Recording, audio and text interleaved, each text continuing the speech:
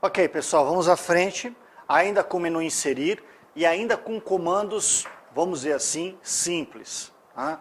Simples porque já são quase que a resposta de qualquer análise. Mas agora, vamos ao comando inserir autotexto. Pessoal, existem dois autotextos, entre aspas. Existe o autotexto automático e existe o autotexto manual. Esses nomes não existem, estou inventando. Até porque você vai falar assim, você está louco, autotexto já é autotexto automático. Aliás, já é texto automático, né? Como assim autotexto automático, que é redundante, autotexto manual? Vamos explicar isso em duas circunstâncias. Primeiro, quem é usuário de e-mail ou já usou ou já viu isso ser usado, provavelmente. Então é o seguinte, no meu programa de e-mail, o que eu posso fazer? Eu posso programar uma assinatura. Aí seria o tal do autotexto automático. Em que sentido? Eu redijo um e-mail para você.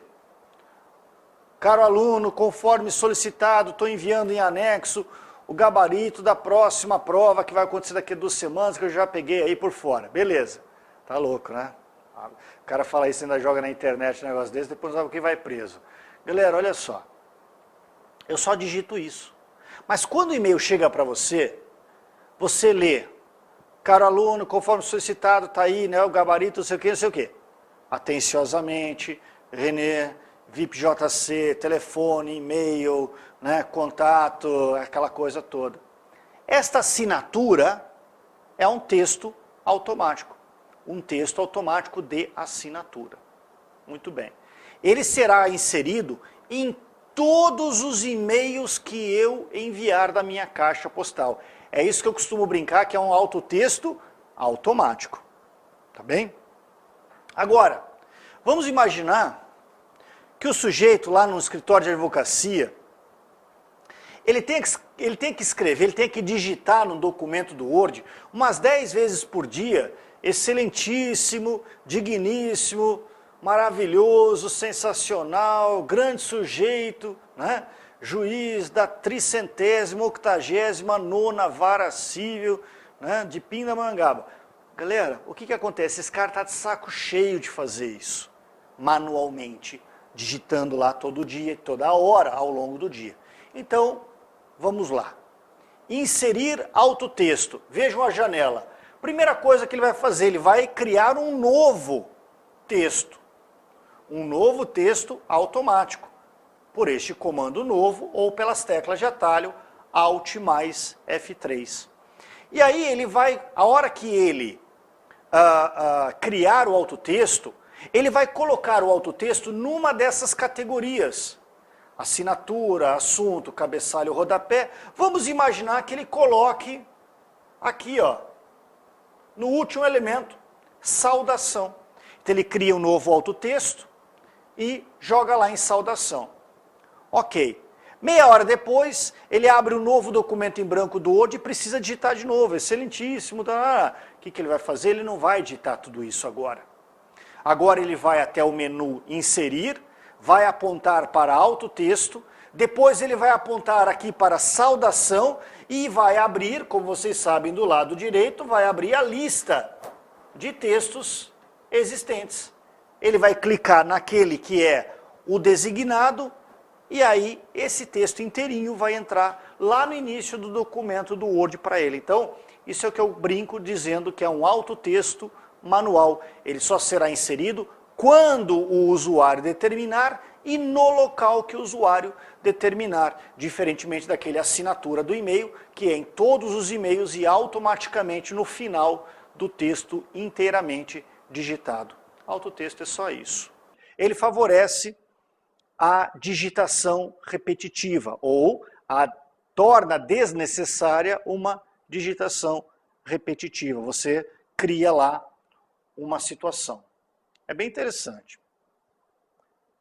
Depois nós vamos falar do inserir símbolo. Inserir símbolo, galera, sabe o que vai acontecer? Vai abrir o tal do mapa de caracteres, que a gente já falou até dele no sistema operacional. Quando eu abro o mapa de caracteres, como está aí, por exemplo, o que vai acontecer? Eu vou encontrar símbolos no mapa de caracteres que eu não encontro no meu teclado originalmente, né? Por exemplo, aqui a letra beta, que também funciona no alemão como duplo S, né? Que é uma letra que eu não encontro diretamente no meu teclado, né? Ou o ien, né? A moeda japonesa, enfim, e assim sucessivamente. Esses que estão aqui embaixo, marcados em verde, vocês podem ver que estão numa barra dos símbolos mais usados recentemente. Agora, aqui pela barra de rolagem, usando aí o vermelho, aqui pela barra de rolagem eu consigo alcançar todos os caracteres inseridos no sistema. Vamos lembrar um detalhe, pessoal, um detalhe fundamental, que é o seguinte: todos os caracteres que aparecerem no mapa de caracteres, que está vinculado aí com inserir símbolo, são aqueles que existem na pasta fontes do painel de controle, do Windows, etc. e tal. Já teve banca que falou que ao se inserir símbolo, você pode inserir qualquer símbolo, inclusive de fontes que não estão instaladas no computador. Opa, se eu tenho uma fonte que não está instalada no computador, ela não existe. Se ela não existe, como é que eu vou inserir? Olha, insere o que não existe aí. Veja como a frase fica horrível, né? Fica horrível em português, na expressão oral da língua, fica horrível tecnicamente. A informática também não aceita, tá bem? É isso.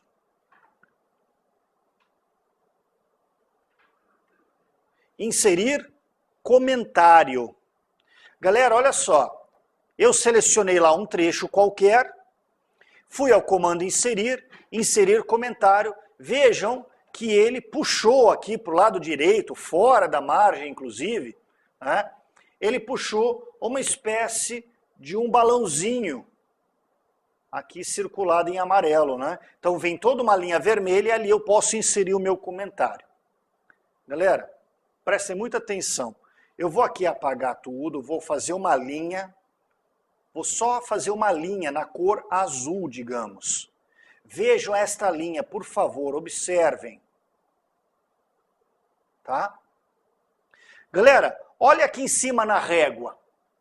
Você sabe, essa área circulada, você sabe o seguinte: na régua, a área em branco é a área que você pode trabalhar. E essa área cinza é a área referente à margem direita. Veja onde começa o comentário. O comentário começa fora da margem direita. Conclusão, meus amigos. Se eu agora inserisse um comentário e a seguir eu imprimisse o documento, os comentários seriam impressos? Claro que não, porque o comentário está fora do papel virtual. Então ele ficaria fora.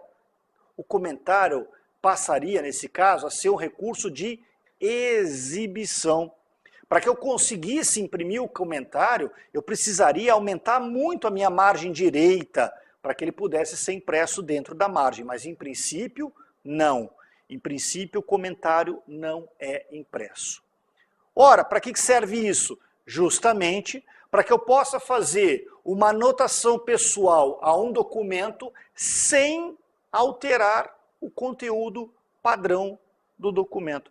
Ora, se você tem um livro, fez umas anotações à mão nesse livro e depois eu tiro uma cópia, a hora que eu for tirar uma cópia, as suas anotações manuais também vão aparecer na cópia. Mas nesse caso não. Quando eu imprimir, tirar uma cópia, portanto, né, as anotações não vão ser impressas. Vamos supor que eu vá para uma reunião e eu vou imprimir esse documento para cada um dos outros 5 participantes dessa reunião. E eu vou ficar com o notebook aberto na minha frente.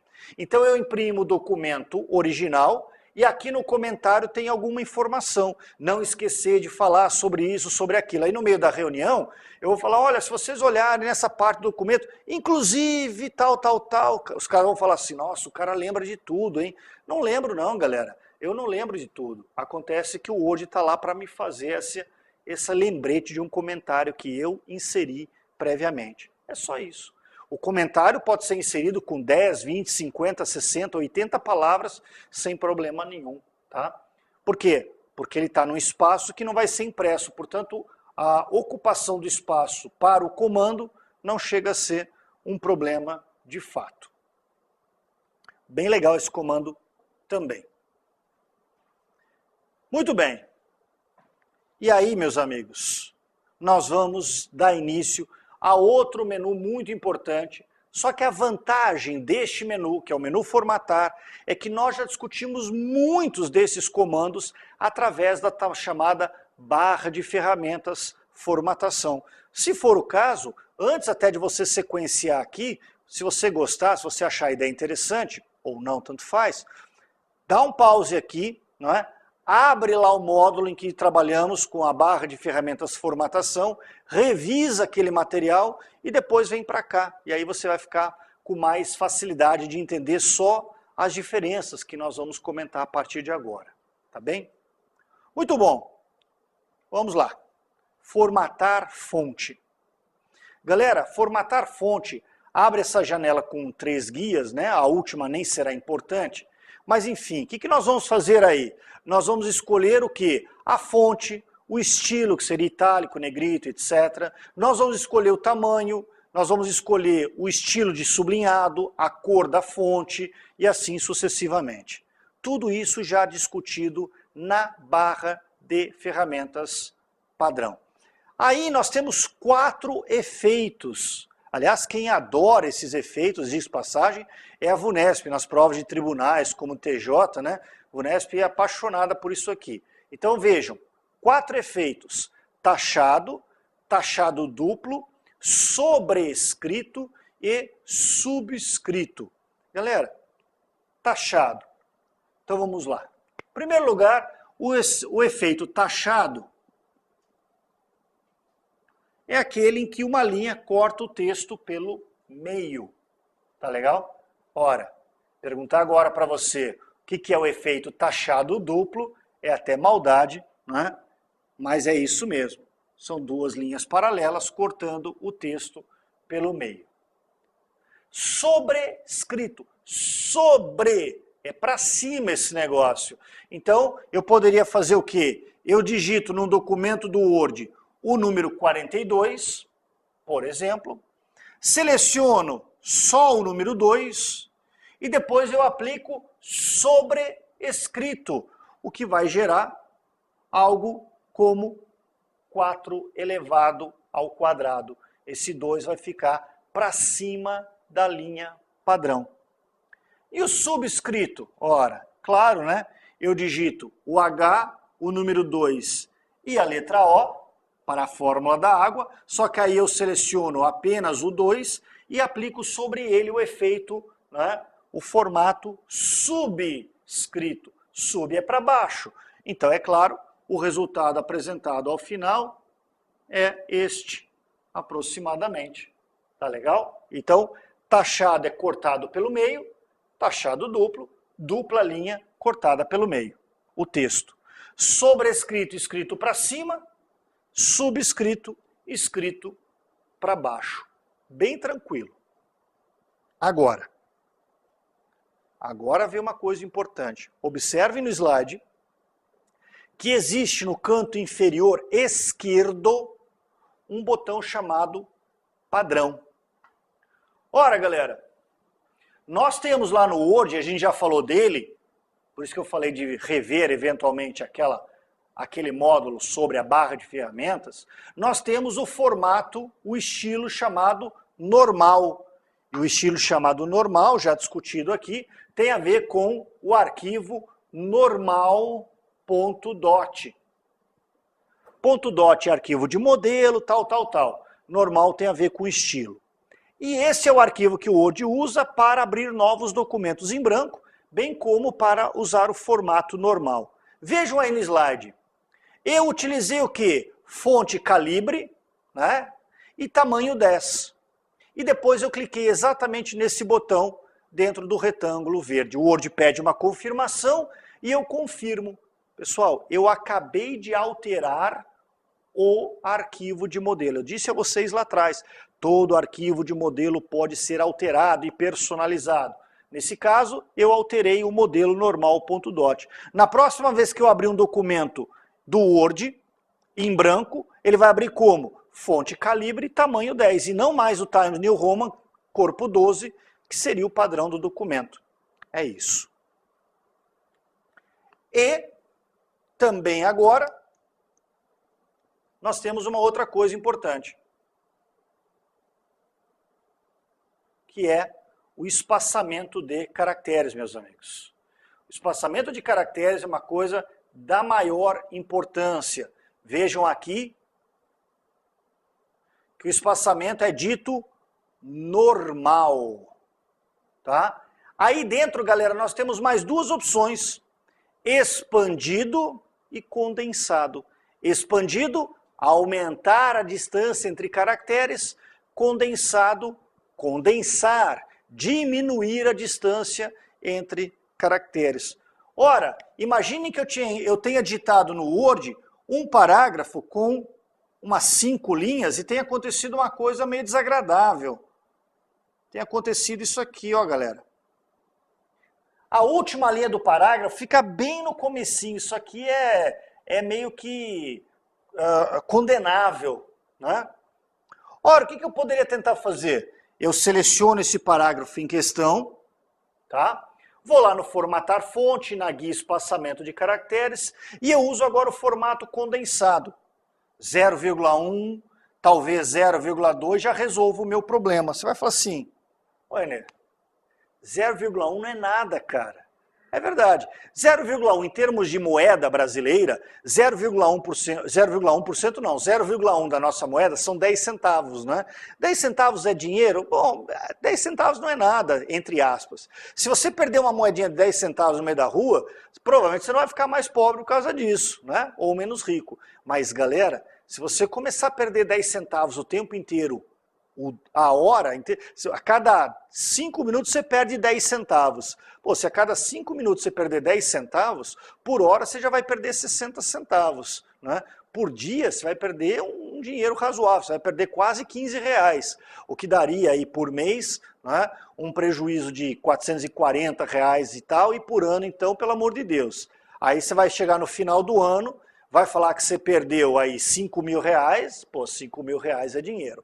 Então, quando eu seleciono esse parágrafo inteiro e condenso por 0,1, significa que eu vou ganhar 0,1 por aproximação do primeiro para o segundo, mais do segundo para o terceiro, mais do terceiro para o quarto. Como uma linha contém muitos caracteres, certamente muitos, o que vai acontecer? É bem possível que no final de uma dessas linhas eu ganhe um espaço para que uma palavra da linha posterior possa subir, e com isso todas vão subindo, e essa linha talvez no final, bem no comecinho, fique agora no final da quarta. Se não é isso que eu quero, porque de repente a minha página já se encerra por aqui, então eu queria usar essa última quinta linha, então eu posso usar o inverso. Em vez de usar o condensado, eu posso usar o expandido. Vai aumentar a distância entre os caracteres, vai dar uma empurrada para o texto para frente, e aí talvez essa última linha, em vez de terminar tão ruim aqui no começo, bem no começo, essa última linha talvez já termine um pouco mais agradavelmente. Tá legal? Expandido diminui, é claro, né? Expandido aumenta, perdão, e condensado diminui, é a distância entre caracteres. Tá bem? É isso aí, galera. Para esse bloco é só, mais novidades nos próximos. Por enquanto é só.